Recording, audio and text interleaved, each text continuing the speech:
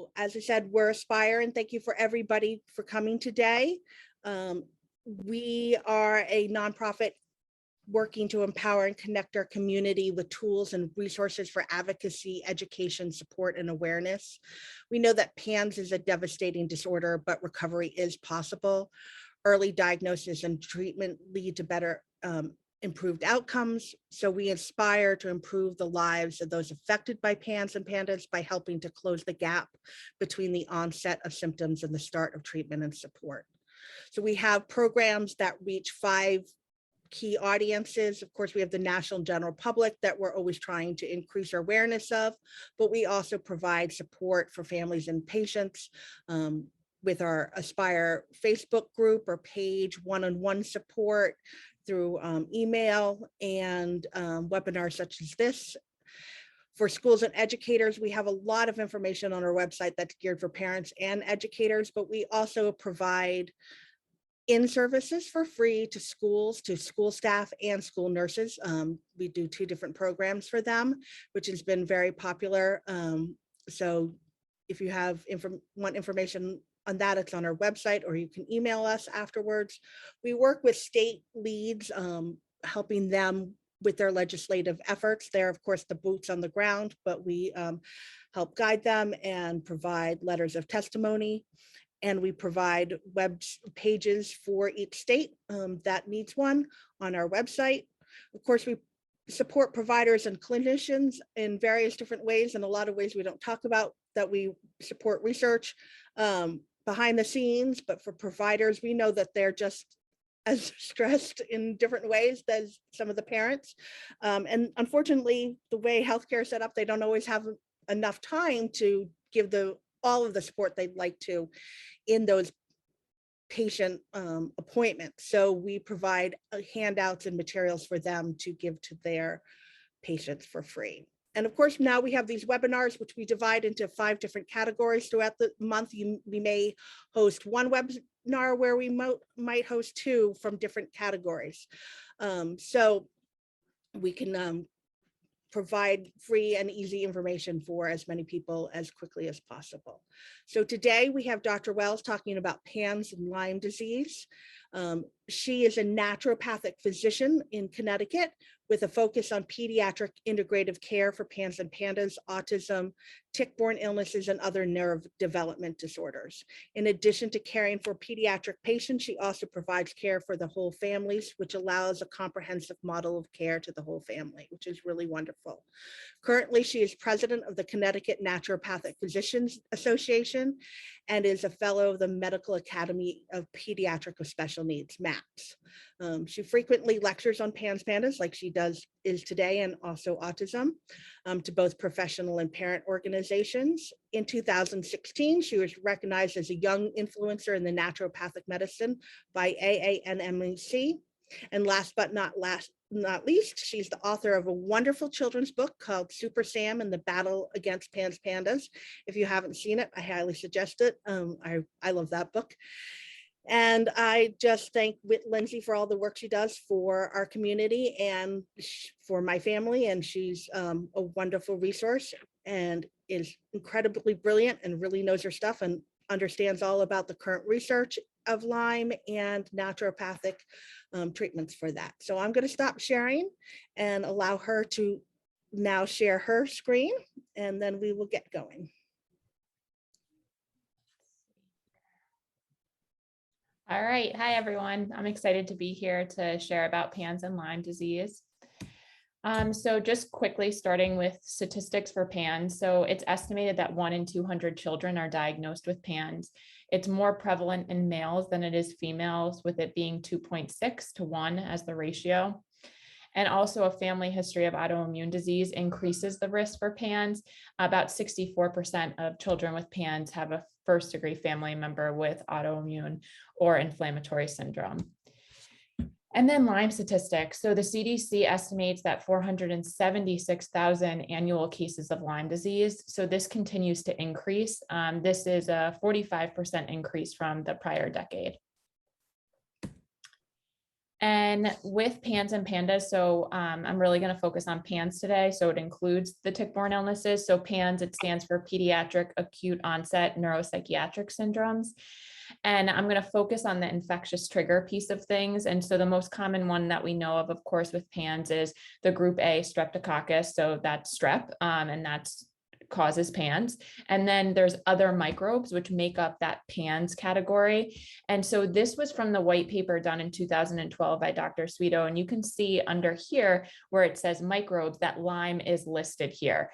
The other microbes here is Mycoplasma, which is the second most common trigger for PANS, but there's other things like viruses and other bacteria. And then of course, there's non-infectious triggers. Those are environmental factors and metabolic disorders. I'm not going to touch base on those today. But so again, this is the white paper if you want to refer to that graph and what was included under PANS in 2012. However, tick-borne illness is no longer included in the diagnostic criteria for PANS.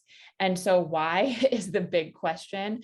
And I think it really comes down to more of a political piece of it, because both of them are controversial, right? So if you're in the PANS PANDAS community, you know that it's hard to get that diagnosis for providers to recognize it, to treat appropriately, but those in the tick-borne illness community also have the same struggles. Okay, so it's just that both of them can be slightly controversial, so therefore it's no longer included in the diagnostic criteria. But if you do work with a experienced provider, they should be looking for tick-borne illness and ruling that out with PANS, and if it comes back positive, to treat it appropriately. And so touching on the diagnostic criteria, this is specific for PANS. It is an acute onset. I can't stress that enough. It's an acute onset of dramatic OCD or anorexia or restrictive eating, and at least 2 of the following neuropsychiatric symptoms. So that could be separation anxiety, emotional lability, behavioral or developmental regression, sensory or motor abnormalities, and the most common one there is going to be the handwriting deterioration. Also, you see deterioration in school performances. Urinary symptoms are also a very common symptom, and that can be with urgency, frequency, or nighttime wetting when the child was previously dry, also known as enuresis. And then sleep disturbances, and of course, if the symptoms were not better explained by another disorder. And then so there's other clinical observations that aren't necessarily included in the diagnostic criteria. And I'm going to touch base on those that are the most common that we see. So aggression being a big one, sleep disorders that could include insomnia, night terrors, inability to sleep alone, separation anxiety that we see at the highest rate, learning difficulties, hyperactivity or inattentiveness, inability to concentrate, the fear-stricken look. So that's really like that fight or flight presentation where the child has, dilated pupils for an extended period of time. Of course, the urinary symptoms with urinary frequency, urgency, and accidents, handwriting deterioration, which I already noted, tics, and short-term memory loss. And so additional observations that we can see is a margin drift. Usually the left side is neglected. A shortened attention span, difficulty with memory, dysgraphia or clumsiness, patterns of executive function deficit that are different from those with children with Tourette's. A small percentage of children will have abnormalities in their EEG, and they will show some slow spikes or diffuse slowing, which is consistent with autoimmune encephalitis. And then also a large percentage will have an abnormal sleep study. About 85% of them show nonspecific REM motor disinhibition. And additional observations, there were studies that revealed that 80% of patients diagnosed with PANS have post-infectious autoimmunity or neuroinflammation. So we know that the brain is being affected and there's neuroinflammation there, but the neuroinflammation is specific to the area of the basal ganglia. And so how does this come about? So the pathogenesis, just a quick overview, is there's a genetic susceptibility. then I'm going to focus on pandas here with strep. And then the person comes in contact with group A strep. They then have a misdirected immune response due to molecular mimicry. So essentially what happens is the body starts to attack its own tissues based on the structural similarity of the infectious agent. And that then leads to pandas. The most common example of this is rheumatic fever, where there's molecular mimicry occurring that the body starts to attack the heart valves because of the similar structure from strep. So we're seeing something very similar happening here in pandas, but more at the basal ganglia area. And so coming to the diagnosis, so again, PANS or PANDAS is a clinical diagnosis. It's based on a history and physical exam. And the clinical diagnosis is based off of the acute onset of symptoms. So what I mean by clinical diagnosis is there's no test that rules it in or rules it out. And we get that a lot in the office where people are saying that the strep markers weren't elevated in their blood work, so therefore their doctor said that it's not pandas. But again, that shouldn't matter. Again, it's based on the history and the physical exam piece of things. So clinical diagnosis and acute onset is important. And then there being an evidence of infection or inflammation. When taking the history, always, share with the provider if there was a recent illness before the onset of symptoms, or if anyone in the family was ill before the onset of symptoms for the child. And the most important thing to note is that our children will not always present with the typical acute illness symptoms. So for instance, for strep throat, they likely wouldn't present with a sore throat or lethargy or a stomach ache or a headache. Instead, they could just present with the behavioral issues. And that's where that, going back to the clinical diagnosis piece and why history is so important. And then if symptoms appear more subacutely, meaning that, it's more gradual, or if they're more constant, because with PANS or PANDAS, you're really looking for that waxing and waning pattern. And that occurs when they've been infected, and then the inflammation increases and then it goes down and the symptoms get better. And then, they flare again once they get re-exposed to a different illness. However, with certain things like mold or tick-borne illnesses, you might not see that waxing and waning pattern. You might just see more of a constant flare is what I call it. And when children present that way, I really then explore further to make sure, we're not missing mold or tick-borne illnesses. So, and with the history, it's important to always ask about mold and tick exposure. And another important thing to note is that there doesn't always need to be a history of a tick bite. And I always say that I'm more concerned or worried about the ticks that I don't find than the ticks that I do find. Because if a parent found a tick on their child, likely they're going to remove it, maybe send it off, which they should, to get it tested for any type of illness or Lyme in the tick, and then also monitor the child's symptoms and likely contact their provider. When you don't find a tick, you don't know that you should be looking out for those things. And so talking about the Lyme disease symptoms, so the most common symptoms are flu-like symptoms that will happen acutely, nerve pain or peripheral neuropathy, vertigo, headaches, neck pain or joint pain, cardiac symptoms, brain fog, anxiety and depression, and cognitive impairments. And so I always like to share the research and articles with you all. So this article is from 2017, and it looked at the cognitive and neuropsych symptoms of those who had neuro Lyme disease or neuroborreliosis versus those that had Lyme arthritis. And what they found is that those that had neuroborreliosis, they were more likely to have cognitive defects as well as depression and anxiety in compared to those who had Lyme arthritis. So just an interesting bit there.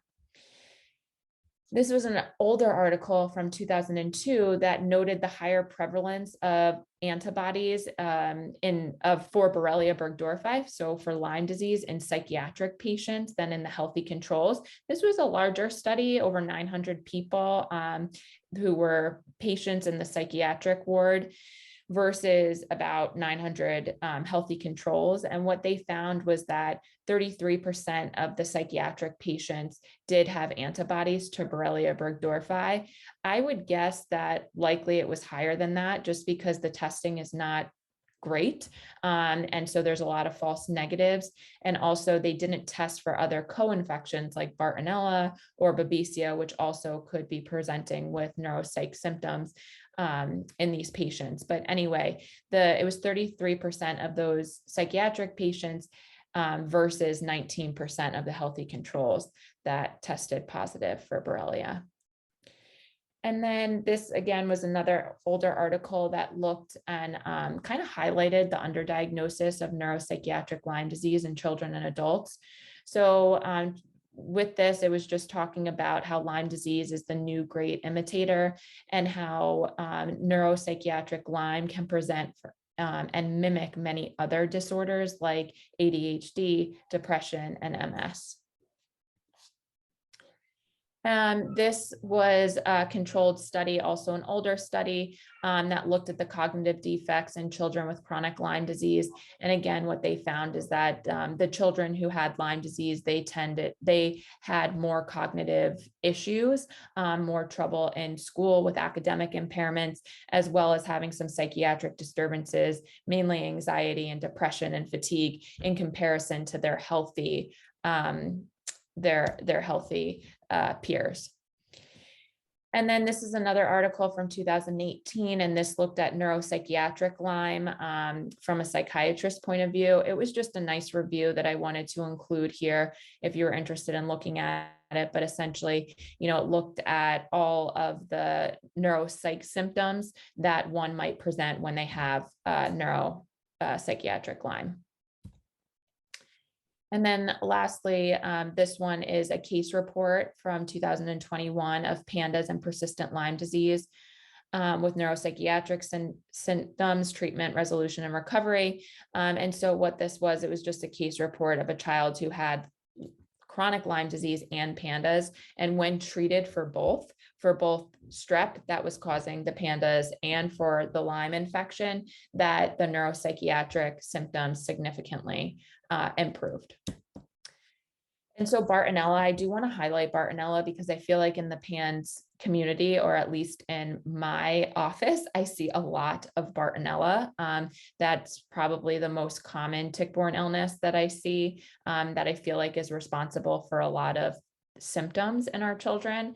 And so Bartonella symptoms, the most common ones are muscle and joint pains, headaches, fatigue, migratory neuropathy, migratory fasciculations, sensitivity to sounds and lights. So that misophonia, when children or adults are very sensitive to sounds, could be a sign of Bartonella.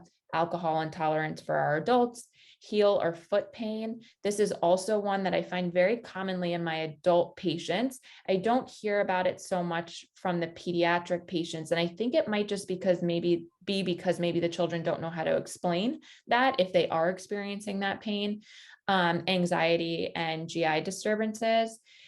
And I also then wanted to focus on and highlight the Bartonella symptoms in children with PANS PANDAS that I see most commonly. And by far, the number one symptom I see is rage and aggression for children that have Bartonella. Also, as I said, that constant or daily flare, meaning that you don't see that waxing and waning pattern. Anxiety or depression, OCD, brain fog, impaired executive functioning and processing speed, decreased memory, and striae, which is, stretch marks in kind of odd places that you wouldn't expect. So sometimes I'll see them on the knees or in the armpit area and the axillary area or on the back. And so this is one thing I'm going to touch base on more. So this was an article from 2019, and this was from Bartonella henselae infection in a boy with PANS. And what was interesting about this case is that this boy for 18 months was in and out of hospitalizations. 4 hospitalizations to be exact. In 18 months, he was treated with many different psychiatric medications as well as immunosuppressive medications without much improvement at all. It wasn't until he presented with the Bartonella Striae that came out that then the practitioners realized that he had Bartonella and started to address with the use of appropriate antimicrobials for Bartonella. And over time, his neuropsych symptoms decreased, and his striae also resolved.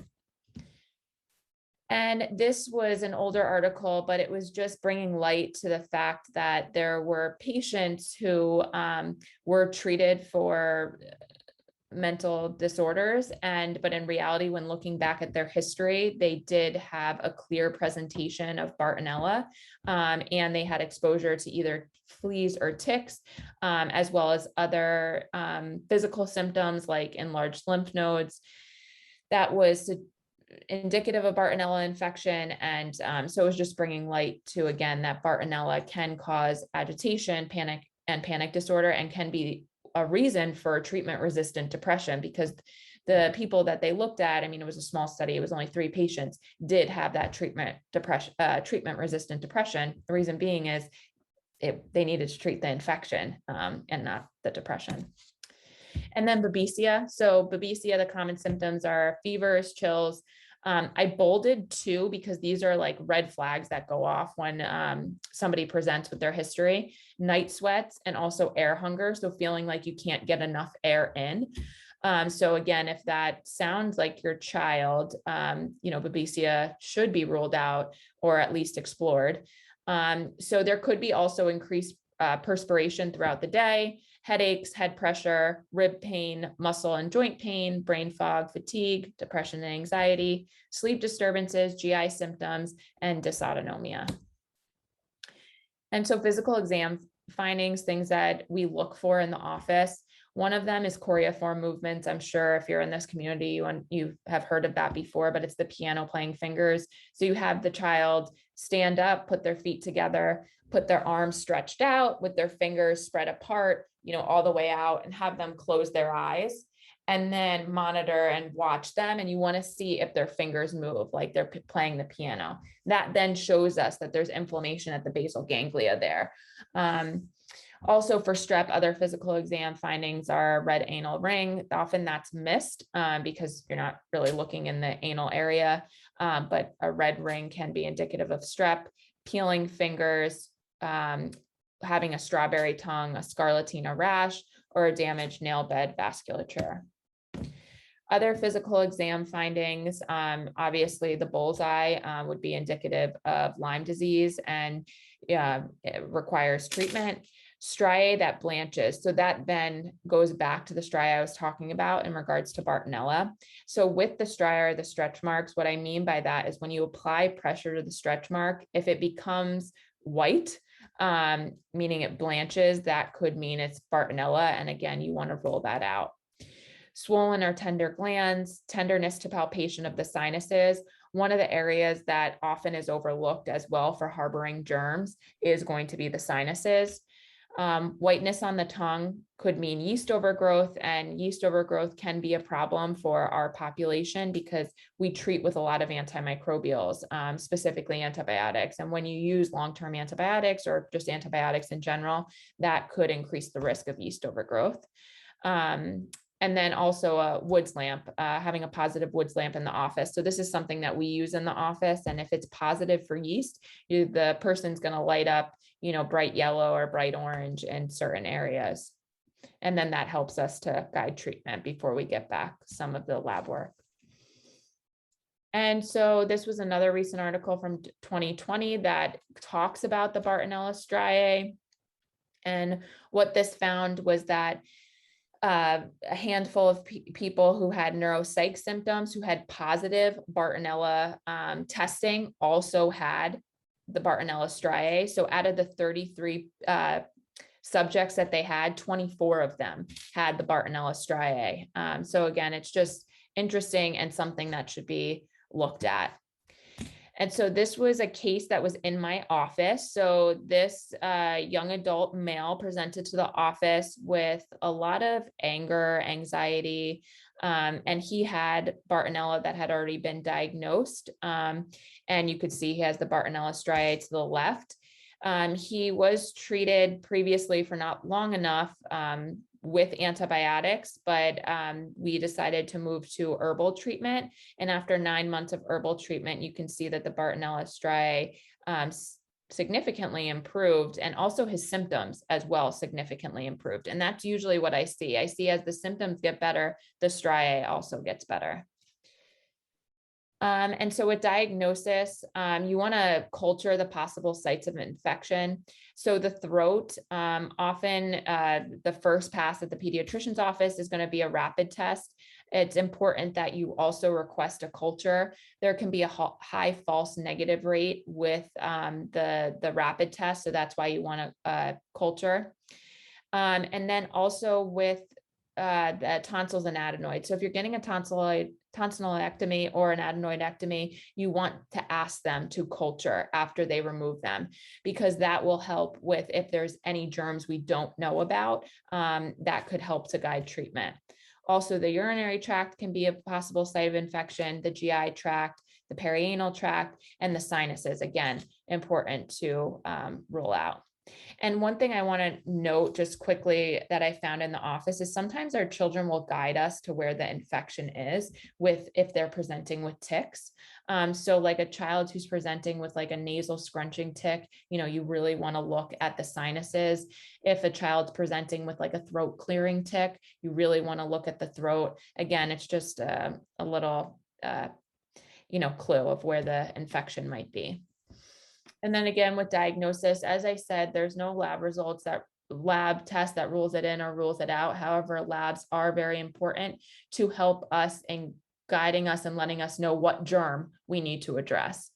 So with the strep markers, the anti-streptolysin O, ASO, or the anti-DNase B antibody are the strep markers to run. Just being mindful that it can take 6 to 8 weeks for there to be a rise in titers post-infection. So if your child has a strep infection, don't run to get their labs tested, the next week, because you're not going to see an increase in the titers. And these antibodies really only mean that the child has had a previous strep infection. It doesn't mean that they have an active strep infection, and it also doesn't mean that the child has PANDAS. Because there's plenty of people that don't present with neuropsych symptoms or PANS or PANDAS, and they have elevated strep markers just because they've come in contact with it in the past. And also being mindful that about 40% of children who have a documented group A strep infection do not show a rise in titers, leading to a lot of false negatives. This is because of the immune dysregulation of our children. Other infectious markers to consider are Mycoplasma, looking at IgG and IgM, Lyme and the co-infections. So of course you want to look at Lyme for Borrelia, but the co-infections are important. That's Babisia, Bartonella, Ehrlichia, Anaplasmosis. You can look for viral markers and also look at markers for the gut. So yeast, candida markers, Clostridia, or parasites. And then inflammatory markers are important, the HSCRP, ESR, and ANA. ANA is the most commonly positive marker in our children with PANS, at least in our office, and ANA is positive in over 56% of children with PANS. The Cunningham panel is also a popular test for PANS. This testing we find to be helpful when a child is in a flare or it's not a classical presentation. And what you're looking for PANDAS with the Cunningham panel is an elevated CAM kinase. And then there are some other anti-neuronal antibodies on there as well that can help with kind of guiding you for tick-borne illnesses. So the anti-lysoganglioside, GM1, as well as the anti-tubulin and the anti-D1 receptor were elevated in subjects who had a bullseye rash and prior Lyme disease. So that was just an article that came out in 2020. So again, if you had the Cunningham panel and the CAM kinase was negative, or normal, but those other markers were elevated, it might be suggestive to look further for tick-borne illnesses, but it's not diagnostic for tick-borne illnesses. So I want to be clear on that. And also, due to immune dysregulation, titers may not be elevated for weeks to months after an infection or until you start to treat. Also, tick-borne illnesses, titers may increase after treating for a period of time. This can be very discouraging to parents and to patients. However, I want to reinforce that this is a good sign and that continued treatment is encouraged. So I wanted to give an example of this. This was a patient that presented to the practice. They ran a Bartonella test, and what came back was that it was reactive at the titer being 1 to 128. They were treated for 6 months with antibiotics. They then retested after 6 months, which I think is too soon to retest for this exact reason. The titers went up. And this, as I said, is a good sign because you're drawing it out of the body to be able to kill. So it should be expected, or you shouldn't feel discouraged if this occurs. After that, we did another 9 months of continued antibiotics plus herbals, and you can see that it went down from previously when it went up, it was 1 to 256 or above 1 to 256. We got it down to 1 to 64. And then looking at the PCR results, all of those were negative. So this was a really good sign, and we were able to clear that infection. And then also with the diagnosis, you still want to, rule out environmental exposure, especially mold. You can do a mycotoxin panel, rule out any chemical exposures, any triggers from immunizations, anesthesia, or pesticides, and other markers that you can look for: food allergies, celiac panels, thyroid markers, folate receptor antibodies, metabolic markers, endocrine markers, and also mitochondrial markers. And so treatment for PANS is a 3-pronged approach. You want to treat the symptoms to make sure you're giving symptom support. You want to remove the source of infection with using antimicrobials. Now that can be natural or pharmaceutical. I'm really going to focus on the natural antimicrobials during this webinar. And then treat the immune disturbances with an immunomodulatory or anti-inflammatory intervention. So I'm going to go one by one through these. So treatment for symptoms, I picked out the 6 most common symptoms that I see in the office and some of the supports that we find to be helpful. So for OCD, N-acetylcysteine, NAC, is the precursor to glutathione. Glutathione is our body's main detoxifier, and it roams around and picks up on things that shouldn't be there.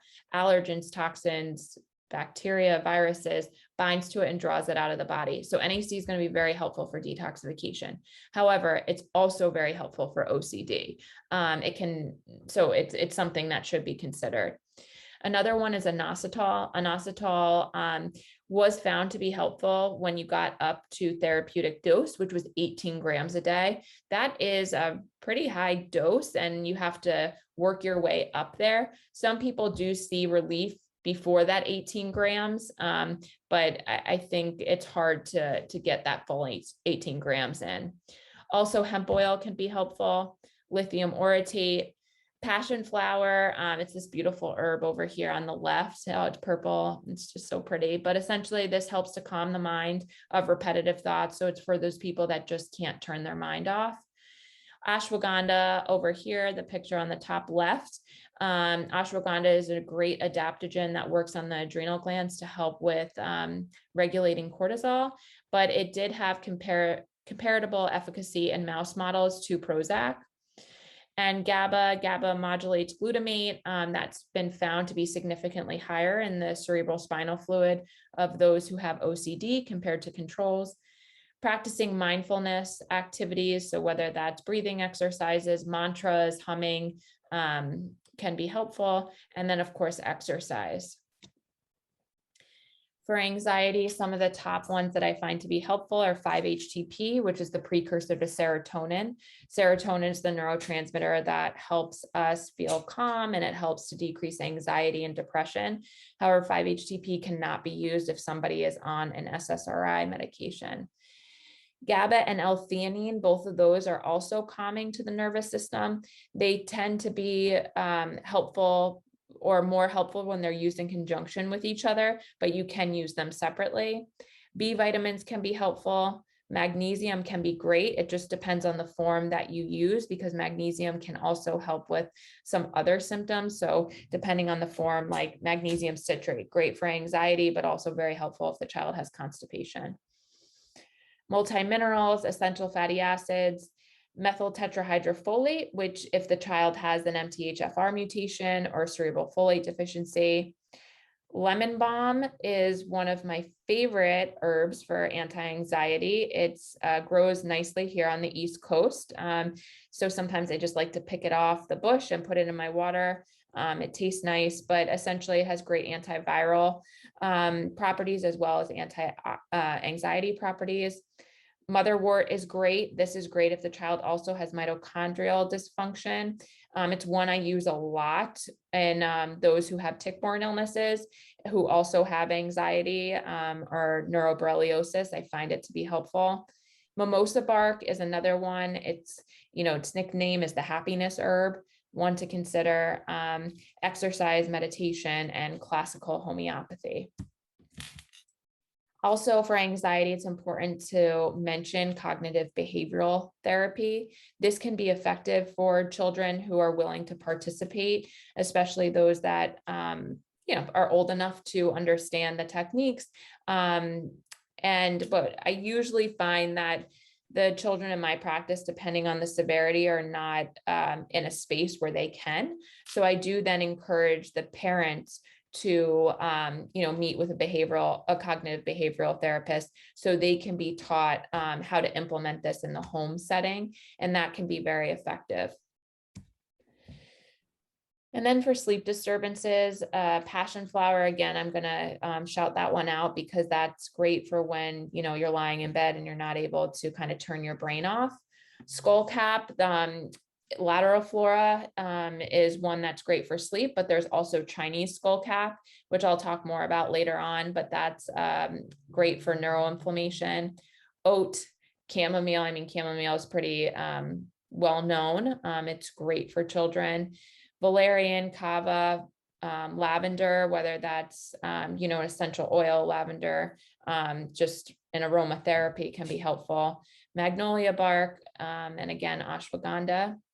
Nutrients can be GABA and L-theanine together. 5-HTP, again, because 5-HTP goes to serotonin, which then converts to melatonin.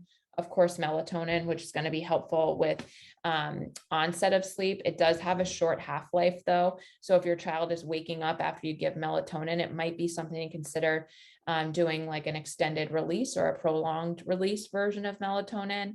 Magnesium can be helpful. And again, some constitutional homeopathy. For ticks, really any of the interventions that I recommended for anxiety or OCT can be helpful. Oral or IV magnesium can be great. Again, GABA or L-theanine, CBD oil, homeopathy, exercise, and acupuncture. And food restrictions, this is a difficult symptom to address, but zinc, it can be helpful because if somebody's deficient in zinc, it could impact their appetite. Also trying to increase protein where you can. So I usually find that doing a protein powder and just sprinkling it, like an unflavored protein powder, I should really be specific here, and sprinkling it on some of the food, like not doing like a whole, scoop or whatnot, just trying to get a little bit in, can be helpful. MCT oil, this stands for medium chain triglycerides. This is great for calories. It's great for cell-to-cell communication. It also has some properties for yeast overgrowth. The thing about it though, is it does have to be taken with food. If you take it without food, it can really hurt somebody's stomach. And then digestive bitters, I list these out here, but I do not have luck getting children to take digestive bitters. You can also do, if they would do some bitter foods, but again, with food restrictions, this is difficult. And so this was an article in 2015 that really outlined the disordered eating and food restrictions in children with PANS and PANDAS. And, what it really came down to is that there were fears associated with eating and the food restrictions. And it came down to maybe fears of choking, fears of contamination, fears of swallowing, vomiting, getting ill, or also sensory issues. So this was a nice article that outlined the challenges. And then to follow that up, I wanted to touch base on also restricted eating or disordered eating from tick-borne illnesses. So this was a case study done in 2021. And this was a adolescent female who was diagnosed with anorexia. She was at an eating disorder clinic. She required a nasogastric feeding tube. She had a significant phobia about body dysmorphia. What they ended up finding, though, was that she tested positive for Borrelia, Babisia, and Mycoplasma. She also, the author, or the practitioner that was overseeing this case, suspected she also had Bartonella. So when she was treated with the appropriate oral and IV antimicrobials, her food restriction improved and she no longer had body image concerns. So again, even with eating disorders, looking at tick-borne illnesses can be helpful. And then aggression. So these are my top for aggression. Lithium orotate I find to be very helpful. This is supported because areas with higher lithium in the water had lower rates of mental illness. Hemp oil can also be helpful. And hemp oil, sometimes you have to figure out the right dosage or the right brand or the right combination, but animal studies have showed reduced aggressive behaviors. GABA, which I already talked about as an inhibitory neurotransmitter, and it helps to regulate serotonin levels that then helps with aggressiveness. And then NAC, this has been documented to help with irritability, mainly in children with autism. And then more treatment for aggression that I didn't mention, a lot of these have some overlap, but some that I didn't talk about were California poppy, catnip, Chinese skullcap. Looking at the diet too, because sometimes there can be a trigger from what a child is eating. So whether that's, dyes, too much sugar, dairy, really looking to see if there's a trigger there in the diet. Also, essential oils can be helpful. I'm going to talk about some essential oils and the antimicrobial piece of things, but some of the calming ones can be helpful. It also, some kids, they feel like they're more in control when they have access to essential oils, like putting it on their wrist or something. They can access that. And when they're trying to when they're getting ramped up, smelling the essential oil that they pick, it can help. However, sometimes in our children with PANS, it's just, quick escalation to aggression. And this was an article from 2018 that looked at aggressiveness, violence, homicide, and Lyme disease. And what this author found was that about 10% of those with Lyme disease were homicidal. And what they really found was that the people who were homicidal, for that, they had a long time before they got an appropriate diagnosis. The average was 9 years before they got their diagnosis. Also, what was interesting when I read this was that the majority of those patients in that 10% also had hyperacusis, so misophonia. So they were very sensitive to loud noises. So I suspect that they also likely had Bartonella, which just wasn't tested for or reported in this article. And so that was the symptom support. And then next, I'm going to focus on the antimicrobial treatment. And so I'm going to touch base on the antibiotics. So there are many different options here. Again, it's going to be dependent on the germ. So IM are intramuscular bicillin, oral penicillin, augmentin, azithromycin, clarithromycin, cephalexin, clindamycin, also cefdinir. And there was an article by Dr. Murphy in 2015 that did a randomized controlled trial of cefdinir versus placebo and found that cefdinir had significant improvements in tics and OCD over the placebo group. Azithromycin is the most commonly used antibiotic in our practice. It's helpful also against Mycoplasma, which we find to be the second most common germ. And it also has immunomodulatory properties, so the anti-inflammatory properties, which can be helpful. However, for long-term use, you must have an EKG to rule out prolonged QT interval. And so with long-term use, that's anytime over 30 days, which we all know that, with PANS, you're on prophylactic antimicrobials and long-term use of antimicrobials, which can mean long-term use of antibiotics. And so talking about that with the antibiotic prophylaxis, that's either going to be with penicillin or azithromycin.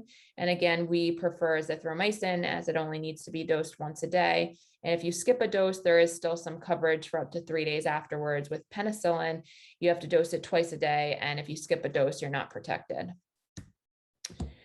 And so I'm going to focus on the herbs now. So for the antimicrobial herbs for strep, here are some to consider. Usnea, this is also known as old man's beard. You can see this is the middle herb here. This has activity against strep species. Tega, which is a pine needle extract here down on the left. This has antimicrobial and antifungal activity. We find this one to be very helpful. A lot of our, some of our colleagues overseas who can't use antibiotics for prolonged periods of time have great success with Tega, and we also have great success with Tega. Also berberine, which is the active constituent in golden seal or other herbs like Oregon grape. Berberine can block the adherence of strep to epithelial cells. And then neem. Neem is a great, powerful antimicrobial, and it was effective against 4 strep species responsible for causing dental caries. More herbs for strep. Oregano oil can be helpful. The active constituent there was effective against group A strep that was resistant to erythromycin. Cordyceps, which is a medicinal mushroom. This has shown to be protective against strep. Garlic is also great, as it's shown to be protective or helpful against the multi-drug resistant bacteria, including strep. Coctus is one to consider. And then, for an active strep infection, there are some herbs that can be used, but really need to be used under the guidance of a professional or physician. And then this is the article that I was mentioning previously about essential oils to consider. So this showed that there was some antibacterial activity against strep. And the top 3 that came out for the benefits were cinnamon, thyme, and oregano. There were, out of the 18 that they tested, 14 did show antimicrobial benefits, but those were the top 3. I find this might be just nice to add into treatment as for aromatherapy. Not to take internally. I feel like taking essential oils internally is too strong. Oh, all right. Now moving on to Mycoplasma. So the antimicrobial interventions for Mycoplasma, berberine or golden seal, as I mentioned, for strep, Houtenea, which is a great antimicrobial for Mycoplasma. I also use it in my Lyme protocols or tick-borne illness protocols. Iasis, which I've also had great success with for Mycoplasma. This also has coverage for viruses. Thyme, oregano, colloidal silver, astragalus, reishi, which is a medicinal mushroom. And then 2 things you might not think of that I always find can be helpful when you add this into somebody's diet who has Mycoplasma. But pomegranate juice, I think it can be a great vehicle for somebody to be taking herbs, but also it has antimicrobial and antioxidant properties. And then olive oil. Also, the constituents in olive oil have antimicrobial properties against Mycoplasma. So add more olive oil. And then for antiviral interventions, you really want to focus on the antioxidants. So vitamin A, vitamin D, vitamin C for acute viral exposures. I don't usually use vitamin C for longer term because it can increase some hyperactivity or stimming in our children with autism. The reason being is that it can increase oxalates, but I think it's great when it's needed for acute illnesses or as a prevention, like if somebody else in the house is ill. L-lysine, this is usually a very well tolerated amino acid that can decrease viral load. Monolaurin also is a great antiviral, but you can't use it if there's a coconut allergy. Zinc, very important as it inhibits viral replication. And then elderberry is also a very nice herb. More herbals for antiviral support, glycyrrhiza or licorice. This inhibits virus growth and it activates the virus particles. Be cautious if somebody has, an adult is using this and has hypertension. I'm really not concerned about that in children, but if adults were to be using licorice, they need to be careful of that. Ginger can be helpful. It has a lot of antioxidants in it. Olive leaf, probably one of the most common antiviral herbs that I will use in the office. This prevents viral shedding, budding, and assembly of the cell membranes. Lemon balm, another one I will use as it inhibits viral replication. It's also great for anxiety, as I mentioned. And echinacea, this can increase antibody production and increase and stimulate the activity of white blood cells. I usually use this again, not for long-term, only when there's an acute exposure. So one thing that I find to be very helpful for the patients that come to the practice is to implement an acute viral protocol if at the onset of any viral illness, or if somebody else in the house or they have a close contact with somebody with a virus, because we know that viral illness can cause a flare. So I find that this helps with reducing the frequency, the duration, and the severity of the flare. Now, moving on to the antimicrobials for Lyme, my favorite herb to use is Japanese knotweed, and you're going to hear a lot about that even for the co-infections because it has coverage for that. So Japanese knotweed, it has activity against the log phase spirochetes and the stationary phase of Borrelia, which is so important and why I love herbs. I love herbs because they can hit the active dividing phase of the spirochetes, but also more of the dormant ones, or the ones that have changed their forms to protect themselves with a biofilm. So herbs really are magical and can help significantly for tick-borne illnesses. But moving on with that, cat's claw is also another herb that I will use for Lyme. There are two different forms. One of them is more important for the antimicrobial benefit, while the other one can be helpful for the neuroborreliosis.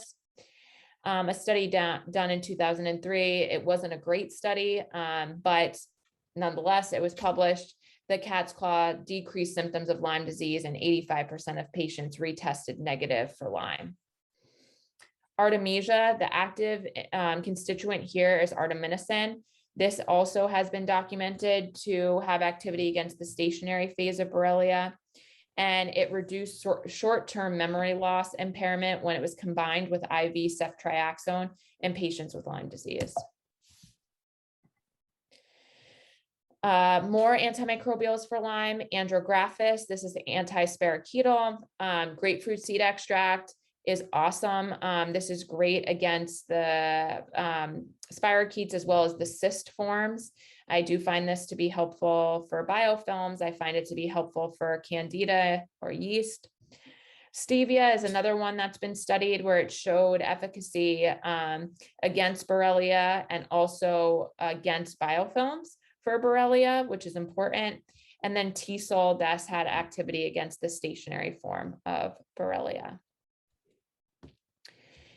This was an article in 2017 that looked at different essential oils for the stationary phase of Borrelia as well as the biofilm.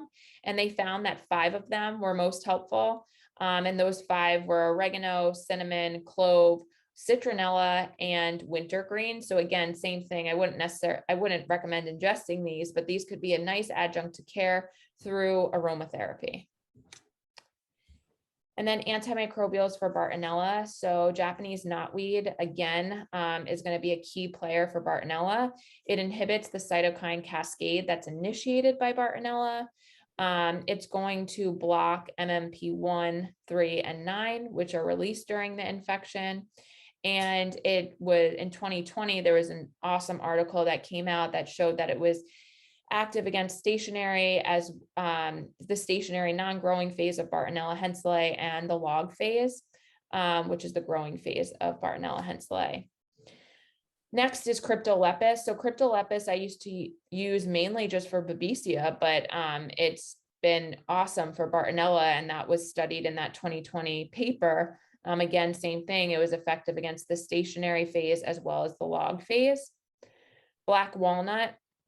Again, this herb, I used to use it mainly for parasites, but now I'm having great success using it for Bartonella, which was highlighted in that 2020 article. And then berberine also had high, which can be found in the form of golden seal, Oregon grape, relatively high activity against the stationary phase of Bartonella henselae. And then the antimicrobials for Babisia, all the following herbs that I listed here, which I've already touched base on, showed in vitro inhibitory activity against Babisia duncani. So the two that I will put in for Babisia is Cryptolepis and Chinese skullcap. Those are my first two passes that I put in. And then Artemisia because of the artemisinin and Japanese knotweed. And I just, again, wanted to touch base on the pharmaceuticals for tick-borne illnesses. For Borrelia, doxycycline, this is the preferred antibiotic, amoxicillin, azithromycin. And then Babisia, it's going to be atovaquone and azithromycin or clindamycin and quinine. The bioavailability of atovaquone is low. So atovaquone is the most commonly used antibiotic for Babisia that I see. So the bioavailability is low and it's highly dependent on the formulation and also the person's diet. Atovaquone should be taken with fatty food. With food, it's going to increase the bioavailability to 47%. When it's without food, it's at 23%. So it doubles, the bioavailability there. And then with Bartonella, unfortunately, no single treatment is effective. So it's usually requiring 2 antibiotics. That's rifampin and Bactrim, rifampin and azithromycin, or Bactrim and azithromycin.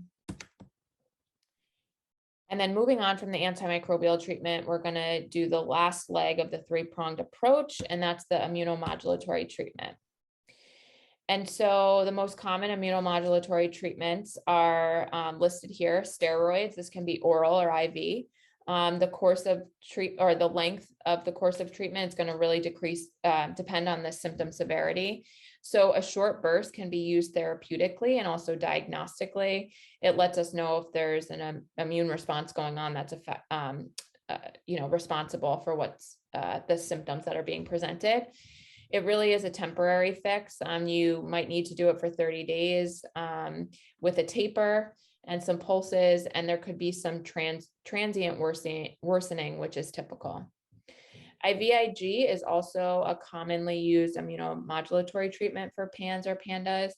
The use of IVIG is the use of intravenous immunoglobulins that helps to support the immune system. There's been many different articles done on IVIG for PANS, and I'm just going to list out a few here. So one in 1999, it had a control group, and this one, there was no improvements in the control group, but there was a significant decrease in OCD severity with those who got IVIG and plasmapheresis after 1 month. It's been suggested that it should be at least a 1 to 6 month course for moderate or severe. I really think that it's at least 6. So 1, if you don't see improvements at 1, you got to keep going till at least 6 to know if this is helpful or not. Another article showed that there was over a 60% reduction in symptoms in children with prophylactic antibiotics, followed by open label IVIG, and they were able to sustain those improvements for over 6 months. And a high ANA and CAM kinase activation was predictive of symptom improvement. We don't prescribe or use IVIG in our office. We find that we don't often need to get to that point. And one reason we don't need to get to that point is we use a lot of the helmet therapy. So this is immunotherapy with the use of HDCs. I could give a whole lecture probably just on the helmet therapy. So if you want to learn about the helmet therapy, I listed out the 2 websites here that I find to be the most helpful, which is the Biome Restoration and also the helminttherapywiki.org. So if you're interested, you can look there. I also wrote a blog post on my website, which kind of outlines it there. Then there's plasmapheresis, and this is a process that filters out blood and removes the harmful antibodies. Again, this is really reserved for that severe extreme disease.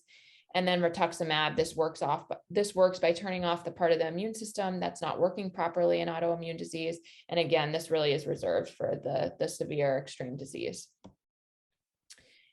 And then this was an article in 2017 that looked at the use of early use of NSAIDs or prophylactic use of NSAIDs and flare duration in the PANS.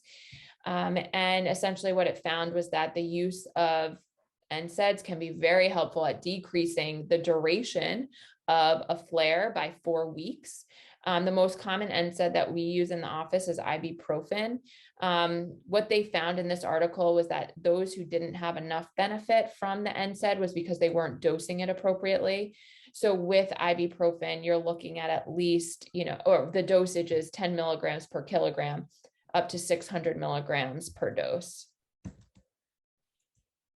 And then one of the antioxidants that can be helpful is vitamin D. This is an article that showed that vitamin D deficiency and OCD in patients with PANS who had OCD was lower than those than the controls. And I guess the children with PANS were 2 times more likely to have a vitamin D deficiency than the controls.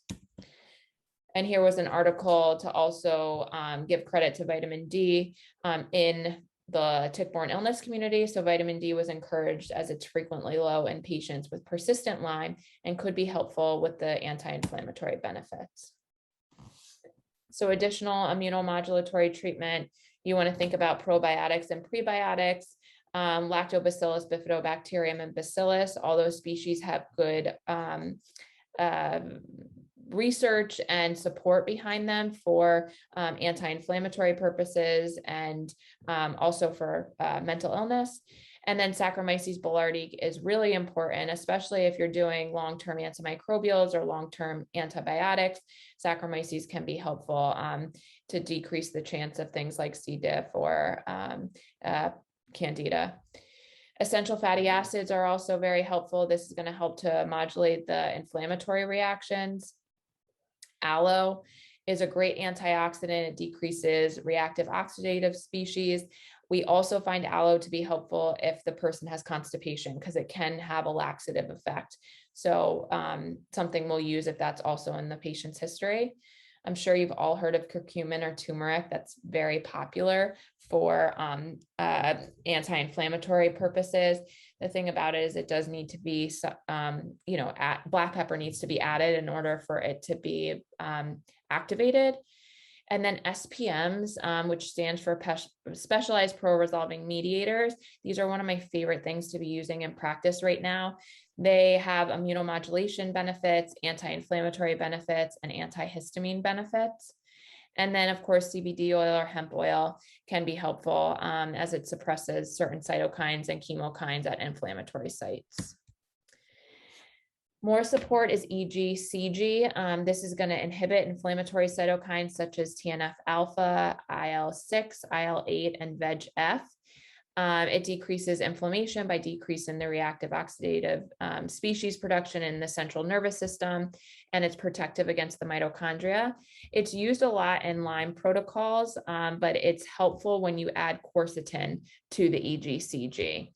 And I'm going to talk about quercetin next. So increasing flavonoids like quercetin, rutin, luteolin, these are mast cell stabilizers. So they inhibit the release of histamine and inflammatory mediators.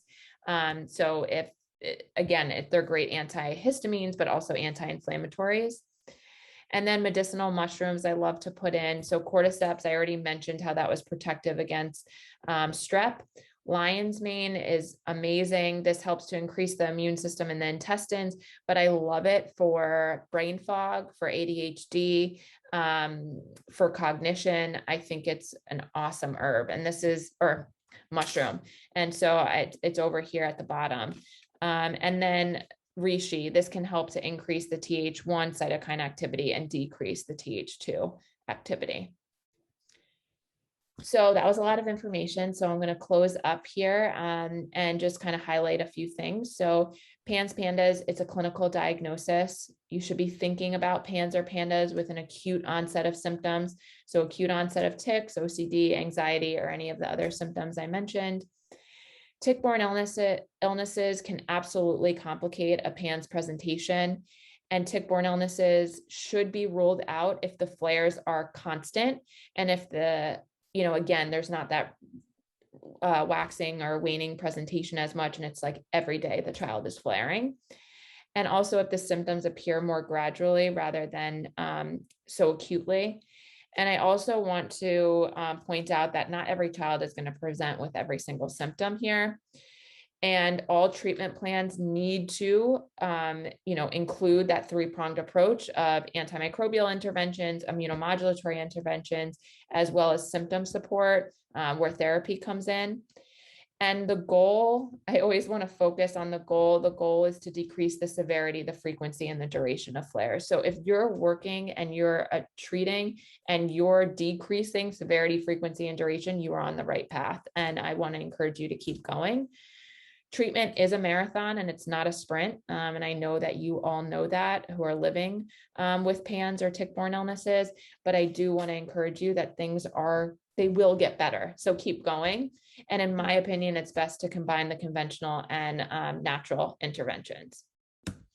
So thank you very much. You can find more information on my website, or you can follow me on Instagram. I like to post a lot about PANS and tick-borne illnesses, and also on my Facebook page. So thank you very much. Thank you, Dr. Wells. If you want to stop sharing your screen, we're going to try to answer some of the questions that were sent in advance of your webinar. Sure. And I know you have a hard stop pretty soon, so I'm going to just go through a few of them quickly. Lots of questions on what tests do you actually recommend, like besides, there's 100 questions on testing. So where do you send your labs out to? Yeah. So, sometimes I will do a first pass just through the regular labs like Quest and LabCorp, and I will feel very lucky if it comes back positive there, because there's so many false negatives. So if I always tell the person or the family, if it comes back negative, that doesn't actually rule it out. And, you usually have to do specialty testing, unfortunately, and that does cost money. In the office, we do use the IGeneX panel because we find that to be the gold standard for tick-borne illnesses. And if that's negative, then I can really feel secure that, we don't have to keep chasing or looking for tick-borne illnesses, that it is negative. For Bartonella, we used to use a lot of Galaxy, but now IGeneX came out with better technology, in my opinion, for Bartonella. So we're using it more from IGeneX. I know some of my other colleagues in the Lyme community will use MDL, medical diagnostic laboratories, but again, that's not something we have in our office, but an option. And then do any of those lab tests for active infections, or are this all antibody testing? Yeah, so with the active infection, you are looking for the IgM, right? So the IgM is going to be more of that active form for the testing the immune system. And so IGeneX does come up with that, the IgM versus the IgG. It has both, actually. They also have a fish test, which we will use that for the co-infections like Bartonella fish or Babisia fish. Okay. Then when you have a patient that comes in and they've got a pretty big wide panel of symptoms, and how do you tease out what you're going to treat, how you're going to treat PANS, Lyme, pox, or mold? Like, do you do them all together, or do you do one at a time? How do you sort of tease out how to start and where to start? Yeah, so usually I start with like what's the most challenging, like what's most challenging that need relief from. So I try to address that in regards to the symptom piece. And so sometimes that's like the pot symptoms, right? So I will try to get some symptom relief there while working on the underlying infection. However, the reason I love herbs so much is that it covers multiple, like I only have to put in maybe a few herbs, and I'm going to be covering tick-borne illnesses. I can be covering yeast and mold, and I can be covering, the other infections there. So, there are other people who will do, say that you need to address the mold first before you can move forward. I usually like to address things together because with the interventions that I use, I can do that without having a list like very, very long. Okay. then how long do you recommend staying on treatment, supplements, or antibiotics? Yeah, so that's, I think, a two-part question. So one is when it comes to PANS, you need to be on prophylactic antimicrobials until puberty, if it resolves at that point, or adulthood when the blood-brain barrier closes. So I am very passionate that people with PANS or children with PANS need to be on a prophylactic antimicrobial until that point in time, because if they get re-exposed, they can relapse and there can be a worsening in their symptoms and harder to get them out of the flare. So that's one piece. The piece for tick-borne illnesses, though, when treating that, I used to say, 9 months is really the length of treatment that we're looking at, but I don't know what's going on. I feel like with these illnesses, the bugs are just stronger. And so now I'm saying a minimum of 2 years of treatment for tick-borne illnesses. And again, everyone's going to be different there. And is that constant treatment, or are you going to sometimes? Oh, you're going to change it up, or, during that period of time, because again, you're going to be matching what's going on with that individual, right? So like if you're not getting enough improvement, okay, we got to change it up. Or if things are good, maybe we can start to wean some of the things. We don't need to be on everything, but we do need to be on some antimicrobials. Right. And then when you go off, have a plan to go back on if you need Yes. to. Yes, absolutely. A really good plan. Yes, absolutely. Yeah. I know you talked a little bit about IVIG, but one question we get all the time is, do you have to clear all the active infections that you can find? Yeah. Or doing it? Or what if you've been doing IVIG for a while and suddenly some lab lights up as positive, or you've gotten strep, or the Lyme isn't cleared, or the Bartonella is not cleared? Right. So as I said, we don't prescribe or use IVIG in our practice. However, it is possible when somebody has tick-borne illness that they can get worse with IVIG. However, what I have found in the office is that as long as the tick-borne illnesses are being treated, they have a better chance of responding well to the IVIG. It's those that didn't know they had tick-borne illnesses that get the high dose IVIG that then, have a terrible response to IVIG. You touched on helminths.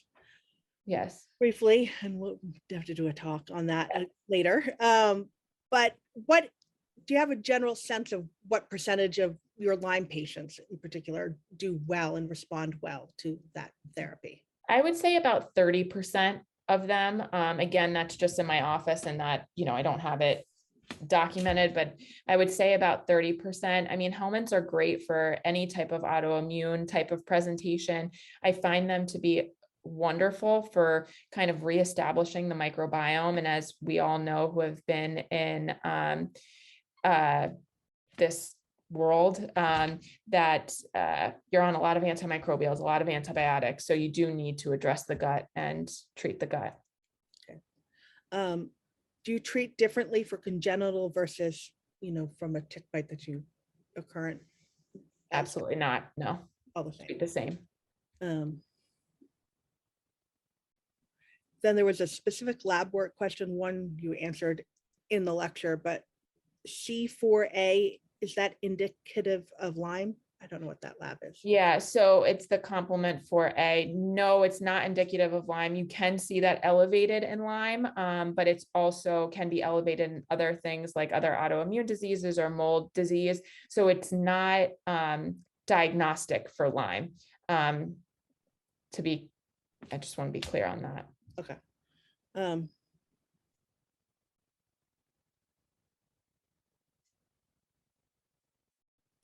So do you think that kids really can recover from neuro-Lyme? Absolutely.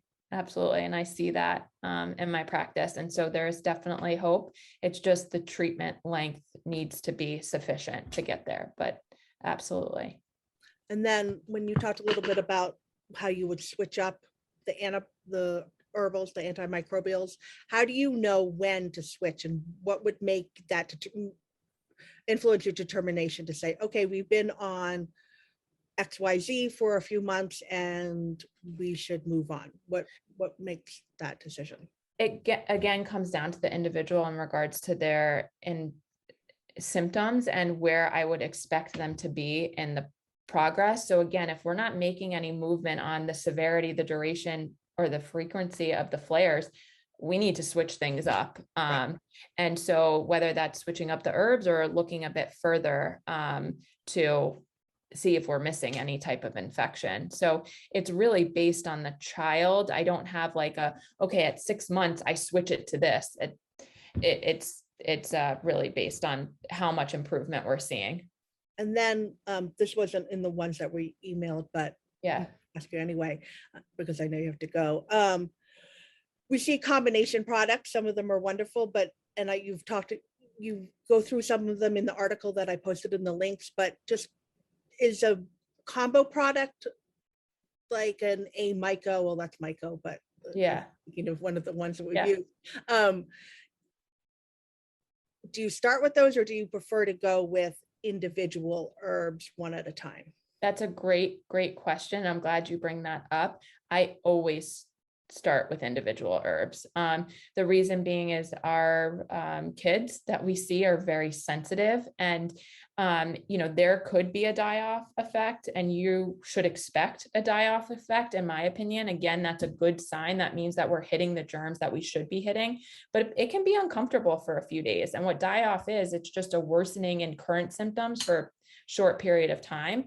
But I find that when somebody does a combo product and then they have a bad die-off, that family might want to eliminate all of the herbs that were in that combo product, because, it's traumatic to go through another flare, especially if it's severe. So I just find that singles are better, and you can start low and slow and build up on them up to the dose that's appropriate for the child. And I also do a lot of rotating of herbs too, because the germs are smarter than I am, and you need to trick them. So I will use like certain herbs for a week or two and then switch to another one. And then some I'll have in daily. So again, it depends on what the child's doing, but I will use a lot of single herbs. And then since you brought it up, what do you do for die-off? Okay, great. So with die-off, essentially what that is when the germs are feeling threatened, they're going to release these biotoxins in the body to alert their friends in the area that something's there to kill them. And then the immune system responds to those biotoxins, knowing it shouldn't be there, with inflammation, because that's what the immune system does. So I use binders to bind up the biotoxins. So things like activated charcoal, can I say product? I could say products, right? GI Detox from Biobotanical Research. I use that a lot.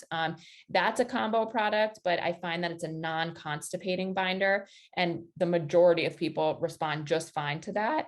And so that's great. The only thing is all binders need to be taken away from other supplements or meds by 2 hours. Otherwise, it kind of binds those up and they're not effective. I also find that Epsom salt with Bass with baking soda, so a 1-to-1 ratio. So a cup of baking soda and a cup of Epsom salts. The reason being is that baking soda is going to help to alkalize the body. And it's thought that people who are more acidic, they tend to have worse die-off. And there's other things like Alka-Seltzer Gold that people will use, but I find that that can be hard for kids, like the bubbly consistency and the taste. So I actually just recommend lemon water throughout the day, and that tends to work really well for people too. So, and then do you have any tricks from your parents that about how to get these kids to take all these fun supplements? Yeah, so it's really finding a vehicle, right? So it can be hard with the pills, like if they're swallowing pills, because they can get pill fatigue, right? But then pills, on the other hand, can be good when their things don't taste great, like the herbals. But if you're doing herbs and liquid, you can put them all into one little shot glass, essentially of 1 ounce, and get them to take it that way. I find other things that can be helpful is like nut butters, as long as there's not a nut allergy, of course, because those are going to mask the taste of the texture and also the bitterness. I find that like using a container, if you're going to open supplements, that don't really have a taste, but like something that's, you can't see through, that has a straw again that you can't see through, so the kids don't see the different color of it, can work. Also putting a cap on top of, like if you're going to do a fluid, so they can't smell any of the supplements. Trying to think what else, like if they like berries, like hauling out the center of like a strawberry or something and opening up the supplement and putting it in there can be helpful. But I guess the biggest thing is you have to have their buy-in, like they have to want to be an active participant in the healing process too. Maybe not giving them choices, but the end result is they're going to get in the supplements with whatever choice they choose. And I just want to say on the Aspire site, I don't have the link right now, but in resources under families, we do have a article and a link to a video that we didn't make, but University of Calgary did, on pill swallowing, that you do it over a couple of weeks. And we have it says to fill out a little chart. So we created the chart so you can fill it out. And as a mom, getting my kids to swallow pills was absolutely critical. And Timothy started swallowing pills at 4 years old. And, we started with a charcoal, because when he bit into it, it had no taste. It was chalky, and he would cough and it would poof, this like little magic dragon, 4 years old, and finding consistency. And then he's like, this isn't great. It's all chalky, but at least it didn't taste disgusting. Like we didn't start with olive leaf extract. So, and then each day he chewed a little less. So there's different ways out there, but that was one way. Anyway, I also have a blog post on my website about, other ways to get in the supplements too, not the pill swallowing, but a link to that. Yeah. I'll edit the pill swallowing page and put that link to your website with that. So, anyway, thank you very much for coming today. And somebody asked about watching the video again. I know she had a ton of information, so you'll definitely want to take some extra notes on there. It takes me some days, some webinars I'm done in 3 days, and then others, life happens, and it takes me like a week and a half. So I just edited a little, put the questions up, so it'll be on the same page that you registered at. So everything will be in there and easy to find, and it'll live there forever, hopefully. So thank you very much. And sorry we couldn't get to everybody's questions. There were quite a lot of them, but we tried to cover the main ones that we know are pretty common. But thank you very much for your time, and say hi to Dr. Ed. Yes. See you. Bye.